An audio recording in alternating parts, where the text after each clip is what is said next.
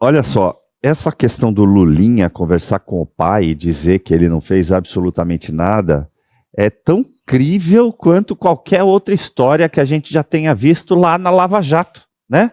O triplex não é meu, os pedalinhos não são meus.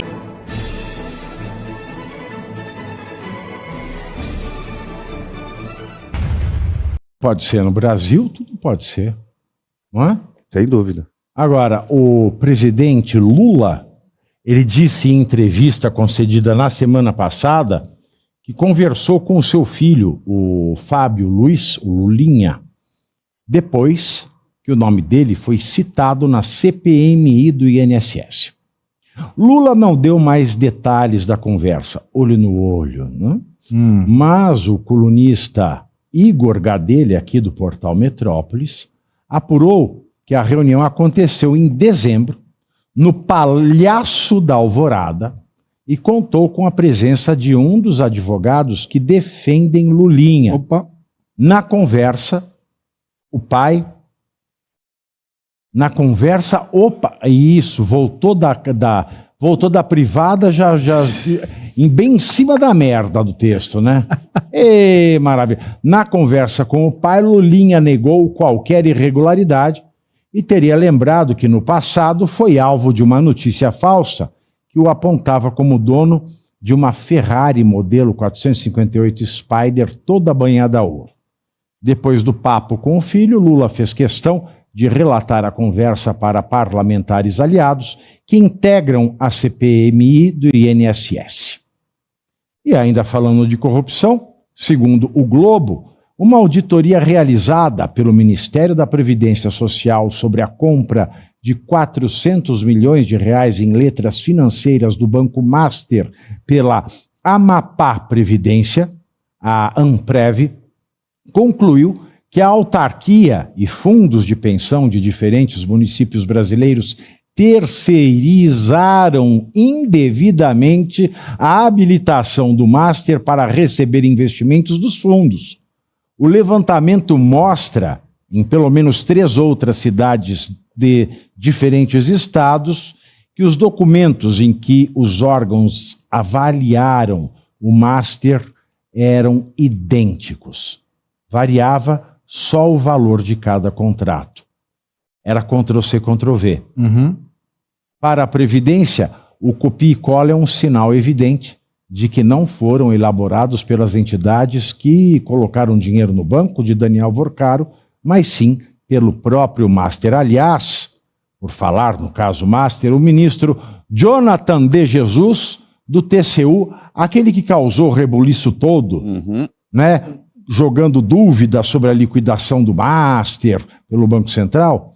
Então, o Jonathan de Jesus, que é médico formado, sabe-se lá Deus onde, que é deputado e foi alçado ao TCU pelo presidente Lula, ele restringiu ainda mais o acesso do Banco Central ao parecer da área técnica do TCU, que analisa a atuação do órgão sobre o caso. De acordo com o Estadão, a assessoria do TCU confirmou que houve alteração de acesso ao documento, que passou de sigiloso para sigiloso com exigência de autorização específica de leitura. Ou seja, isso significa que o Banco Central só poderá ler o documento após solicitação e autorização do próprio Jonathan de Jesus. E o parecer foi favorável, tá, ao Banco Central. Foi favorável. Ou seja, o Jonathan de Jesus está escondendo a própria merda igual o gato que enterra a bosta na areia. E hoje, para completar esse bolo de merda, a Polícia Federal deflagrou a 3ª fase da Operação Barco de Papel, que investiga crimes contra o sistema financeiro envolvendo a gestão de recursos da Rio Previdência, fundação de 230 mil servidores estaduais do Rio de Janeiro. O objetivo foi localizar e recuperar os bens, valores e objetos do principal alvo da operação, o ex-presidente da Rio Previdência, Davis Marcon Antunes. Quando a equipe chegou a um imóvel dele em Balneário Camboriú, em Santa Catarina, uma pessoa jogou uma mala contendo dinheiro em espécie da janela do apartamento que fica no 30º andar. Segundo a Polícia Federal, o total de dinheiro que choveu foi de R$429 mil, Segré. Se tivesse colocado na cueca não teria acontecido nada. Não. Mas ele colocou numa mala e jogou. Às vezes a tarraqueta é larga, né? Esconde tudo. Mas tem que ter uma tarraqueta para colocar R$429 mil, hein? Eu nunca tentei, mas não sei. Não sei, mas deve ser difícil. Vou juntar tudo. Primeiro, a esposa do Jonathan de Jesus estava vinculado com o careca do INSS através de um carro BMW que tem alguma coisa aí que ainda não foi muito bem explicada. Por outro lado, quando esse Jonathan de Jesus coloca esse sigilo sobre autorização específica, está claramente ocultando alguma coisa. Ninguém coloca em sigilo uma coisa que deveria ser pública, ou que pelo menos os técnicos do Banco Central deveriam ter acesso para saber o que está sendo investigado.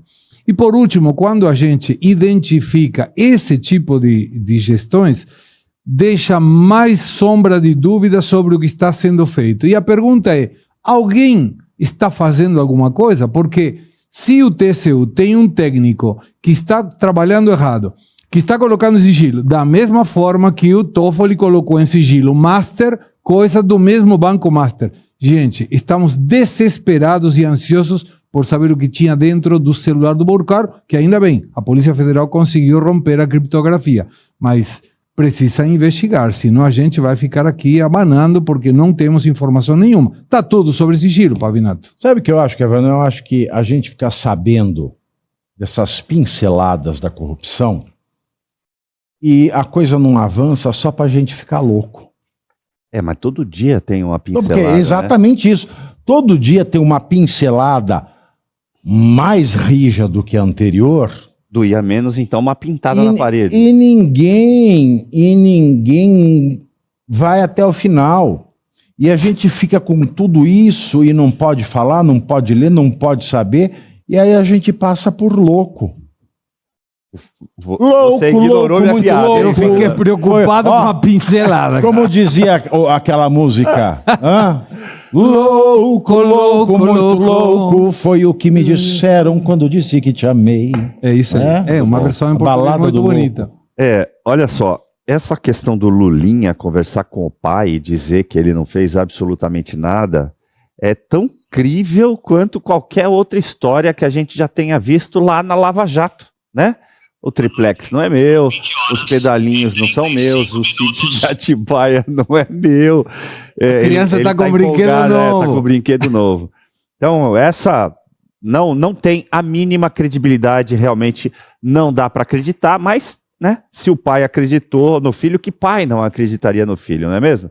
Então tá. A questão da falsificação de relatórios, Colpicoli. Me lembra uma notícia que a gente também tratou?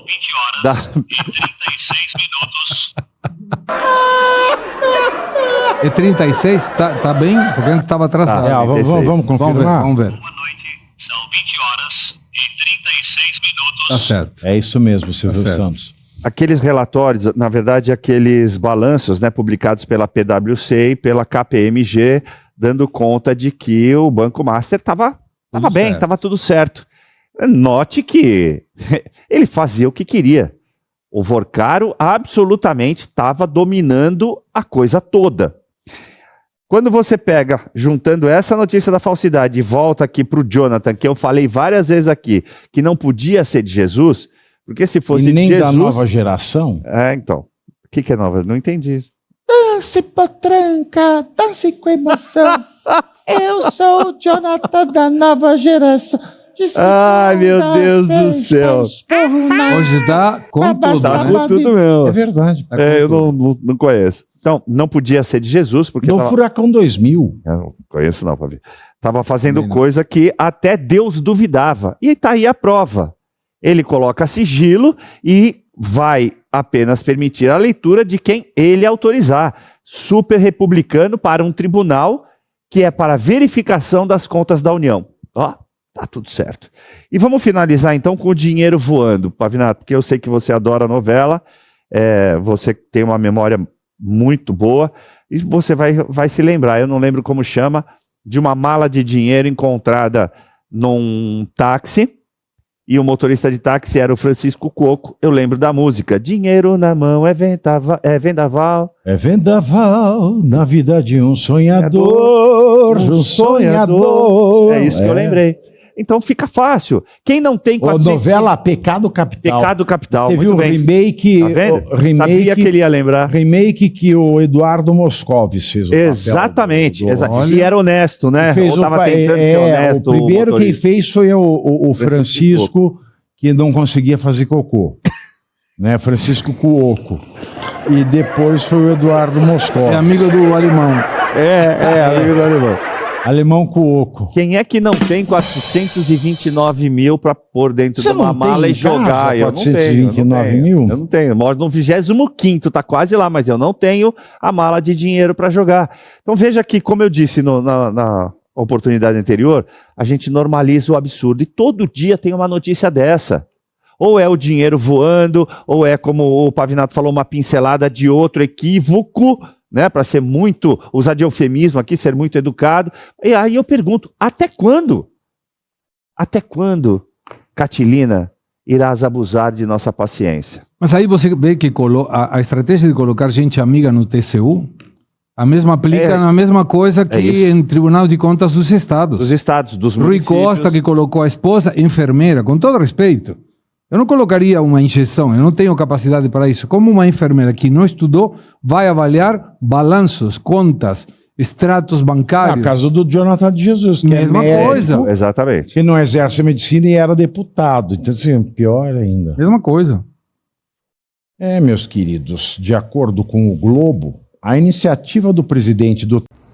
E você aí já está preparado para ter todos os argumentos para dizer que Marx não foi um cara legal, para dizer que o comunismo não é um lugar para diversidade, para desmontar essa grande fake news histórica da esquerda, que é repetida por nossos professores de história, de geografia, de sociologia, que é repetida nas universidades, que é repetida nos livros. Está preparado para dizer por que Marx não era um cara legal e por que todo marxista raiz também não é, e porque o comunismo é terrível. Você já leu Nos Anais de Marx? Pois é, aqui nesse livro você vai encontrar tudo o que você precisa saber para responder aquele sabichão que diz que Marx é um cara legal, pois não é. Leia agora Nos Anais de Marx, a trolha do comunismo transviado para encaçapar idiotas. À venda em todas as livrarias do Brasil, pelo site ou nas lojas físicas. Não deixe de ler.